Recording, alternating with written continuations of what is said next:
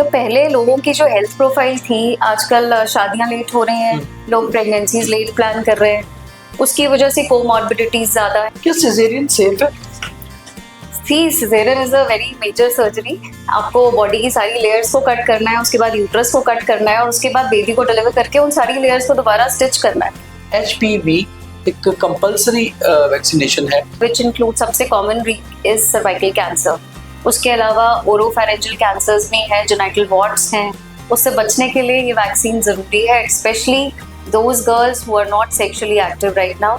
उनको तो ये वैक्सीन जरूर लगानी चाहिए, but otherwise it is recommended till the age of 45। Social media देखकर अपनी डाइट प्लान करते हैं, तो ऐसे में प्रेग्नेंट लेडीज के लिए आप क्या कहेंगी? डाइट में हम कहते हैं कि major portion of your diet should have protein in it, इसलिए हम लोग उनको प्रोटीन पाउडर्स एडवाइस करते हैं। बट अगर वो आपको वही चीज़ अपनी डाइट में इंक्लूड कर सकते हो, आप एग्स है, चिकन है, फिश है, दालें हैं, स्प्राउट्स हैं, पनीर है, टोफू है, soybean, there is lots of protein. Secondly, आपको पूरी थ्रू आउट प्रेगनेंसी जितना आप एक्टिव रहोगे उतना आपकी प्रेगनेंसी कंफर्टेबल निकलेगी। And thirdly, chances of vaginal delivery will be मोर।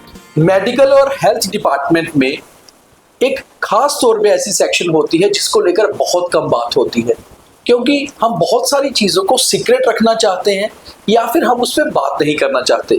मगर वो ऐसी चीज़ें होती हैं जो हमारी फैमिली से, हमारी फ्यूचर जनरेशन से सीधे सीधे कनेक्ट होती हैं। बहुत ज़रूरी होता है उन पर बात करना। जैसे कि प्रेग्नेंट वीमेन के लिए सिजेरियंस, उन्हें लगता है कि सिजेरियन शायद एक स्कैम है।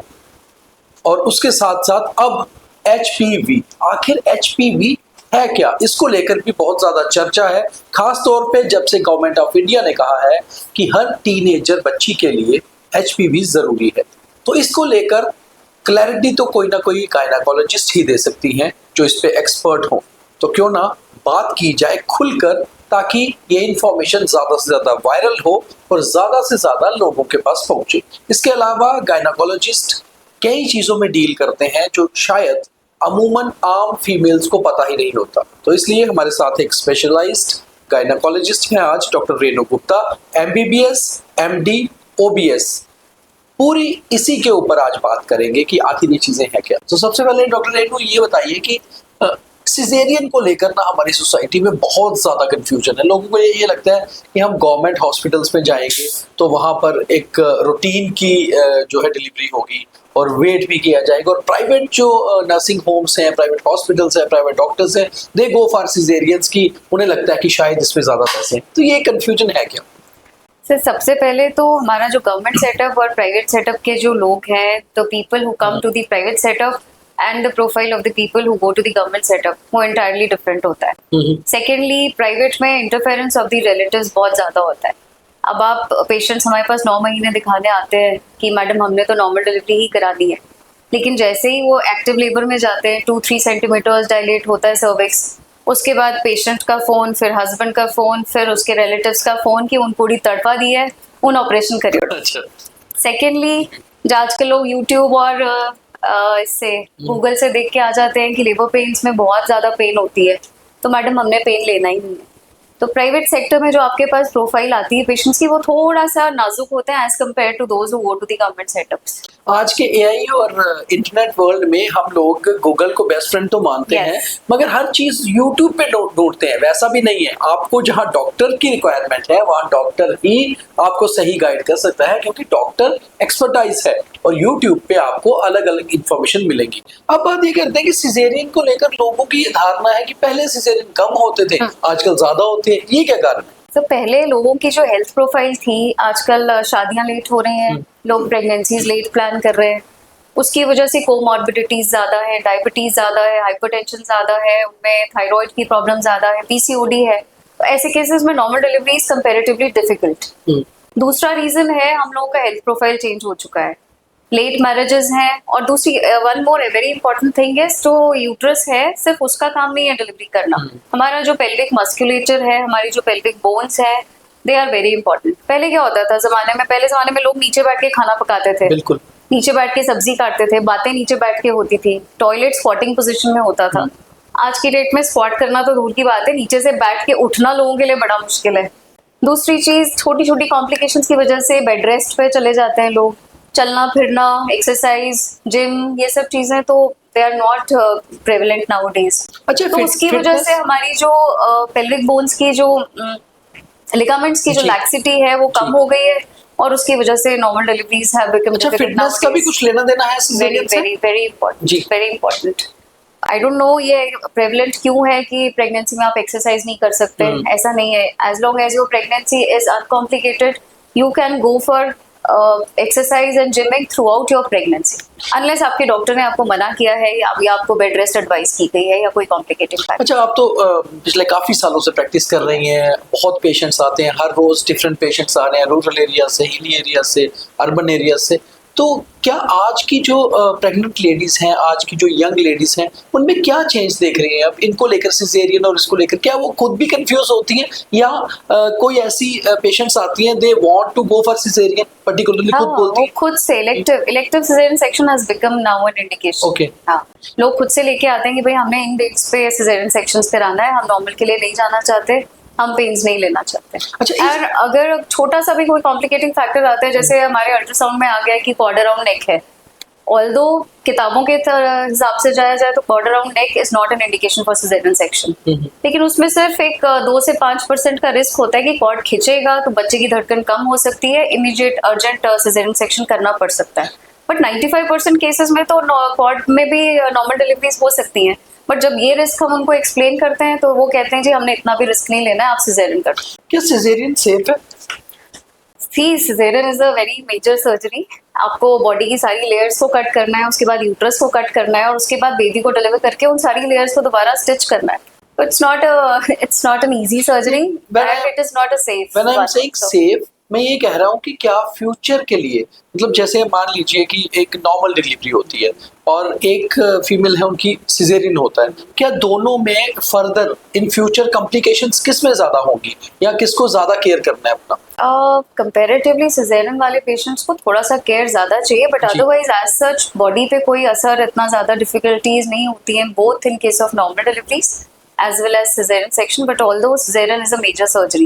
अच्छा, ऐसा भी कहा जाता है कि जैसे अर्बन एरियाज में या जो मेट्रो सिटीज हैं, वहाँ females prefer to go for caesarean. Yes. तो वो उस चीज को लेकर Easy है ना, वो easy है ना, Okay. they don't want to take pains. Pains लेना ही नहीं चाहते हैं आजकल की लड़कियों को। अगर आप हम एक पेल्विक एग्जाम के लिए भी बोलते हैं कि 36-37 वीक्स पे we want to do a pelvic exam, कि हम देख सकें कि बच्चा नीचे आ सकता है, रास्ता ठीक है, they don't want to go for that also. तो जहाँ पे वो पेल्विक एग्जाम नहीं करने दे रही है, वहां से बच्चा कहाँ से डिलीवर करेंगे?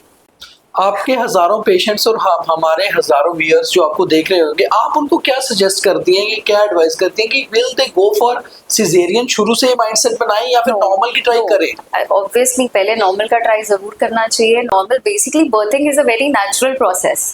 ये तो अब क्योंकि ठीक है कॉम्प्लिकेशन है, अगर कोई डिफिकल्टी है, कोई प्रॉब्लम आ रही है आपको 9 महीने में, then you have to think about a possibility of caesarean section. But अगर सब कुछ ठीक चल रहा है, enjoy the pregnancy, enjoy the normal deliveries as well. Doctor Renu, एक और बहुत इंपॉर्टेंट चीज़ है जो लोगों को बहुत कंफ्यूजन ये होता है कि अगर फर्स्ट डिलीवरी के टाइम पे कोई सिजेरियन करता है, क्या उसके बाद वो सेकंड में नॉर्मल डिलीवरी कर सकता है, या उसको फिर सिजेरियन ही करनी होती है? तो इसमें बहुत से फैक्टर्स होते हैं। अगर आपका पहला सिजेरियन ऐसी इंडिकेशन के लिए हुआ है जो दोबारा इंडिकेटेड नहीं है, then you can go for a vaginal delivery. लेकिन उसमें हमें बहुत सी चीज़ें देखनी पड़ती है। आपका स्कार कैसा है, आपकी पेन लेने की कैपेसिटी कैसी है। तो वी बैक, उसको हम बोलते हैं vaginal birth after caesarean section. But now days that has become a very less prevalent, क्योंकि अगेन लोग पेन्स नहीं लेना चाहते हैं, रिस्क नहीं लेना चाहते हैं। क्योंकि आपको जब हम नॉर्मल डिलीवरी करते हैं आफ्टर सिजेरियन सेक्शन, तो there is a small risk of rupture of the uterus, जिसमें मदर और बेबी दोनों को खतरा क्या होता है। ऐसा भी है कि आजकल पेनलेस डिलीवरीज की बहुत बात होती है? Yes. क्या पेनलेस डिलीवरीज ये है क्या, और क्या आप भी ऐसी डिलीवरीज करती हैं? Yes, we are conducting painless deliveries. उसमें हम जब पेशेंट एक्टिव लेबर में जाता है, 3 सेंटीमीटर्स के अराउंड हो जाता है, उसके बाद हम कुछ ऐसे मेडिसिन उसके स्पाइनल कॉर्ड के through with the help of a full time available anaesthetist उनमें इंजेक्ट करते हैं, जिसमें पेशेंट को पेन फील नहीं होता, उसका प्रोग्रेस होता है और उसके बाद उनको डिलीवर किया जाता तो है। क्या ये बिल्कुल सेफ है painless deliveries? It is safe, लेकिन अगेन जो एनेस्थीसिया रिलेटेड कॉम्प्लिकेशंस हैं दे हैव वो टू बी रहती केप्ट है। In mind. बट ये एक चीज हम कहेंगे कि जिस तरह से प्रेगनेंसी को बहुत ही एक हवा माना जाता है, खास तौर पे जब पहली प्रेगनेंसी होती थी तो बहुत सारी फीमेल्स एंजाइटी में वो रहती थी, तो आजकल बहुत सारी चीजें ऐसी हैं जिससे हम उसे बहुत सेफ बना सकते हैं Yes. और एक सिक्योर और पेनलेस बना सकते हैं। Yes, with regular checkups and the help of your obstetrician and gynecologist, you can make them safe. अब आते हैं एक फीमेल से जुड़े हुए बहुत इंपॉर्टेंट दूसरे टॉपिक पे, जिसको लेकर आज पूरे देश में बहुत चर्चा हो रही है जब से गवर्नमेंट ऑफ इंडिया ने कहा है कि HPV एक कंपलसरी वैक्सीनेशन है, खासतौर पे टीनेजर्स के लिए, और अगर आप ये तब मिस कर जाते हैं तो आप इसको बड़ी एज में भी यूज कर सकते हैं। बेसिकली आप बताइए कि HPV है क्या और कितना जरूरी है ये vaccination? HPV is a human papilloma virus जो हमारे बॉडी में बहुत से डिजीजेस को कॉज करता है, विच इंक्लूड सबसे कॉमन इज सर्वाइकल कैंसर। उसके अलावा ओरोफेरेंजियल कैंसर्स भी हैं, जेनाइटल वॉर्ट्स हैं, पिनाइल कैंसर है, एनल कैंसर है, तो ये सब बीमारियां कॉज करता है। अब इन सब को प्रिवेंट करने के लिए सरकार ने ये HPV वैक्सीन अब फ्री कर दी है 14 से 15 साल की लड़कियों में, क्योंकि इंडिया में cervical cancer is the second most common cancer. तो उसके लिए बेसिकली जब आपको एक्सपोजर नहीं हुआ है, HPV वायरस फैलता है सेक्सुअल एक्सपोजर से। तो सेक्सुअल एक्सपोजर जब तक नहीं हुआ है और उससे पहले वैक्सीन लग जाती है तो इसकी एफिकेसी सबसे ज्यादा है। लेकिन even if you are expose to this virus, आपको नहीं पता आप कौन से वायरस से इन्फेक्ट हुए हो, बाकी वायरसेस से ये आपको बचा सकती है। तो ये प्राइवेट में भी लग रही है, जैसे अगर आपके पास कुछ पेशेंट्स आते हैं या आपके पास कोई इसमें आता तो आप भी लगा सकते हैं? यस, गवर्नमेंट सेटअप में गार्डासिल 4 इज अवेलेबल जो 4 वायरसेस को कवर करती है, जबकि बेस्ट इज दी गार्डासिल 9 जो अवेलेबल है विच कवर्स 9 वायरसेस। तो बेस्ट वो है, लेकिन अगर आपके वो फाइनेंशियल रिस्ट्रेंट्स हैं तो you can go for a Gardasil 4 या सर्वरिक्स के नाम से भी आती है।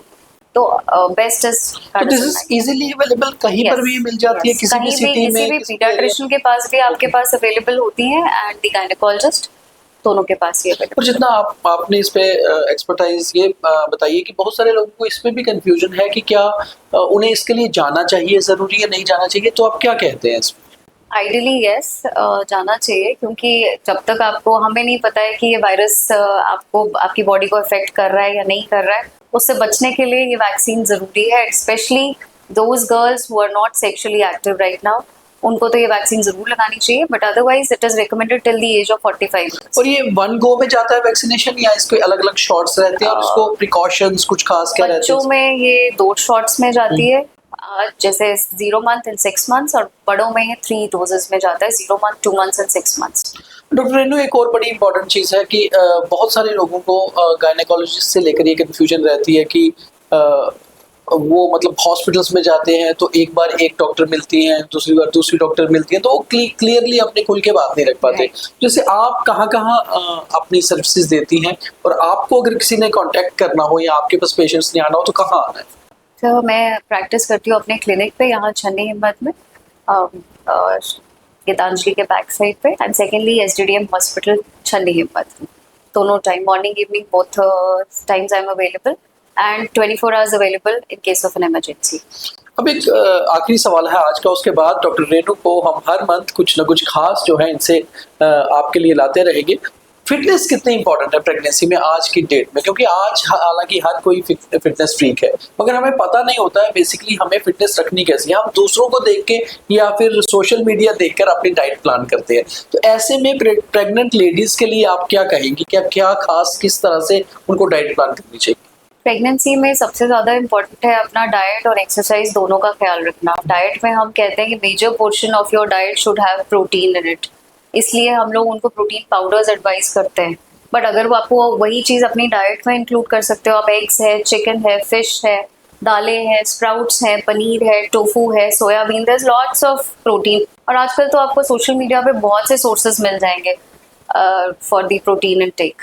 तो आपको एक मेजर पोर्शन आपको प्रोटीन का लेना है, उसके अलावा आपको कार्बोहाइड्रेट्स, साथ में वेजिटेबल सैलेड्स, ये सब चीज़ें आपको एक प्रोपोर्शन बैलेंस्ड मील होना चाहिए। सेकेंडली, आपको पूरी थ्रू आउट प्रेगनेंसी जितना आप एक्टिव रहोगे उतना आपकी प्रेगनेंसी कंफर्टेबल निकलेगी, and thirdly chances of vaginal delivery will be more as compare to. अच्छा, एक और चीज है कि बहुत सारे लोग खुद की डाइट खुद प्लान कर लेते हैं अपने हिसाब से या No. दूसरों को देख के, तो आपको लगता है कि हमेशा से गायनेकोलॉजिस्ट की एडवाइस लेकर ही प्लान करें? गायनेकोलॉजिस्ट या डाइटिशियन जिसको भी, जिसके साथ भी आप कंफर्टेबल हो, आपको उनके साथ बैठ के अपना डाइट प्लान और अपना एक्सरसाइज प्लान बना के उसके अकॉर्डिंग हमेशा चलना चाहिए to be comfortable. Thank you very much doctor.